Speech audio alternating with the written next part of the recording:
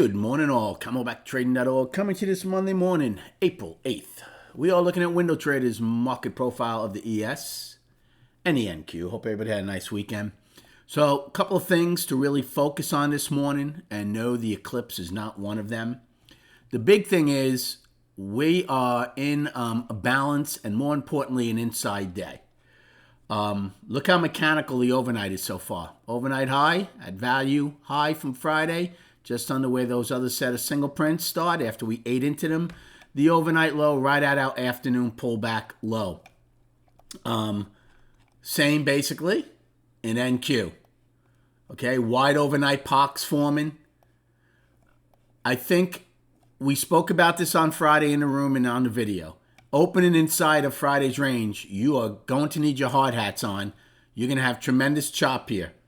Okay, we should migrate back to this 8 wide point of control on our overnight, which is exactly at the same price, right? Isn't that amazing? NQ had an 8 wide. They have a wide overnight, which is a little higher right now from their regular 8 wide POC on Friday. So you're going to have a lot of chop. That's number one. Number two, if we do attempt to come out of this inside day to the upside or to the downside, a lot of things will be at play here.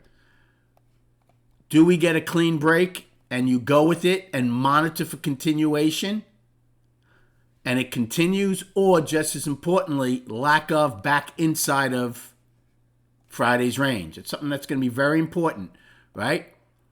If they take out Friday's poor high, you know the goal is to try and take back the rest of the trend day from Thursday. If they come out of the inside day to the downside, the goal is to come out back to down on the daily and start hunting the weekly lows to go down on the weekly. Now, we have a lot out on Wednesday. Really nothing out today or tomorrow. So it's going to be interesting to see how aggressive they get on either side when we come out of this inside day today. So, I mean, a game plan this morning, right where we're chopping, there's nothing. The cleanest game plan right now, again, there's 70 minutes to go. But if this is the overnight high and if this is the overnight low, those are really visual. Longs against that, out below value low, or if you want to take the heat, say to D's low.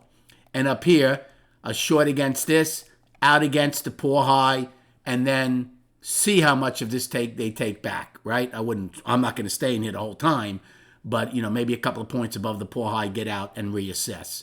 Other than that, you are really going to have to wait for the picture to start forming, okay? And then on the chart, just going to show you the daily. I want to show you something here, which I was tinkering around with this weekend. So again, a 20-day moving average back and forth through it, I don't care. But if you see this yellow trend line I drew. Now, I put it specifically from November 13th of 2023.